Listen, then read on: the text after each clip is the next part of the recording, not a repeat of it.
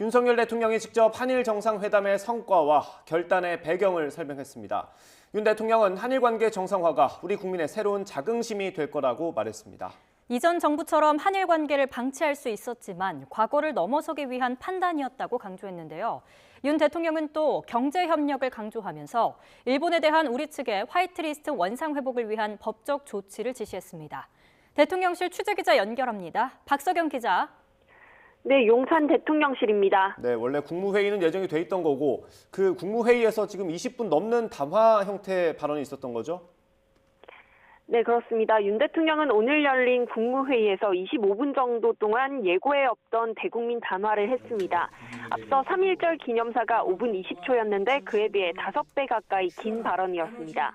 윤 대통령은 지난 2011년 12월 마지막 한일 정상회담이 열렸고 2015년 위안부 합의로 일본 정부가 출연한 화해치유재단도 2년 만에 해체됐다고 설명했습니다. 2018년 대법원 강제징용 사건 판결이 일본의 경제보복으로 이어졌고 한일 안보협력 역시 파행으로 이어졌다고 부연했습니다. 그러면서 전임 정부가 이처럼 수렁에 빠진 한일 관계를 방치해 양국 경제와 안보가 깊은 반목에 빠졌다고 지적했는데요. 눈앞의 정치적 이익을 위해 편한 길을 선택하면 대통령으로서 책무를 져버리는 것으로 생각했다며 이제는 한일 관계가 과거를 넘어서야 한다고 말했습니다. 직접 들어보겠습니다. 한일 관계는 한쪽이 더 얻으면 다른 쪽이 그만큼 더 잃는 제로섬의 관계가 아닙니다.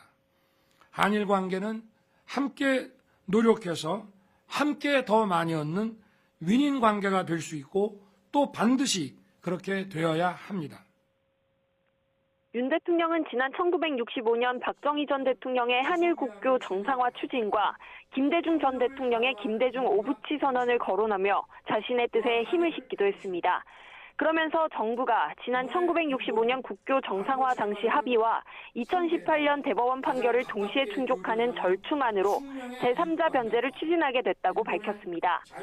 특히 일본이 이미 수십 차례에 걸쳐 우리에게 과거사 문제를 사과한 적이 있고 이번 방일에서도 일본이 역대 정부의 인식을 계승하겠다는 입장을 밝혔다는 점을 강조했습니다. 윤 대통령은 또 일본과도 협력하고 선의의 경쟁을 펴야 한다며 한국이 선제적으로 발전의 걸림돌을 제거하면 일본도 호응할 거라고 자신했습니다.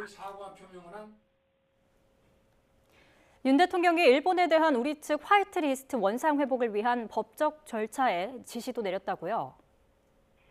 네, 윤 대통령은 일본과 상호 화이트리스트의 신속한 원상 회복을 위해 긴밀히 대화를 이어나가기로 했다고 전했는데요.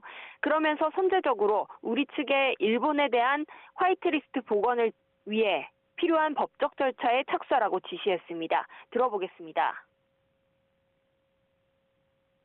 저는 선제적으로 우리 측의 일본에 대한 화이트리스트 복원을 위해 필요한 법적 절차에 착수하도록 오늘 산업부 장관에게 지시할 것입니다. 윤 대통령은 한국 기업의 제조 기술과 일본 기업 소재, 부품, 장비 경쟁력이 연계되면 안정적인 공급망이 구축될 거라고 내다봤습니다. LNG 분야 협력을 통한 글로벌 수주 시장 공동 진출, 한국산 제품 전반의 일본 시장 진출 확대, 양국의 활발한 문화교류 관광 등도 기대했습니다.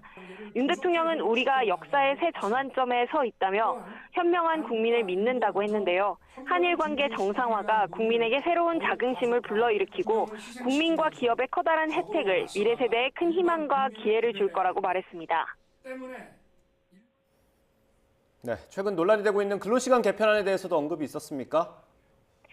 네, 윤 대통령은 주당 60시간 이상 근무는 건강 보호 차원에서 무리라고 다시 한번 못 박아 말했습니다.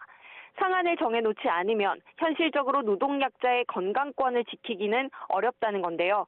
전날 대통령실 관계자가 주 60시간이 무리라는 윤 대통령의 발언이 가이드라인은 아니다. 그 이상도 그 이하도 될 수 있다며 선을 그었던 것과는 온도차를 보였습니다. 윤 대통령의 발언 들어보겠습니다. 주당 60시간 이상의 근무는 건강보호 차원에서 무리라고 하는 생각은 변함이 없습니다.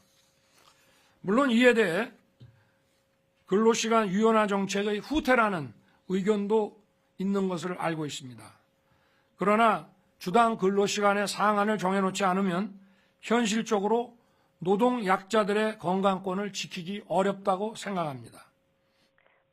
윤 대통령은 이어 노사 합의 구간을 주 단위에서 월, 분기, 반기, 연 단위로 자유롭게 설정하면 노사 양측의 선택권이 넓어지고 노동 수요를 유연하게 대응할 수 있다고 설명했습니다. 그러면서도 국민의 의견을 충분히 청취하고 수집하겠다며 관련 부처에 여론조사를 실시한 뒤 결과를 보고하도록 지시해놨다고 덧붙였습니다. 지금까지 용산 대통령실에서 YTN 박서경입니다.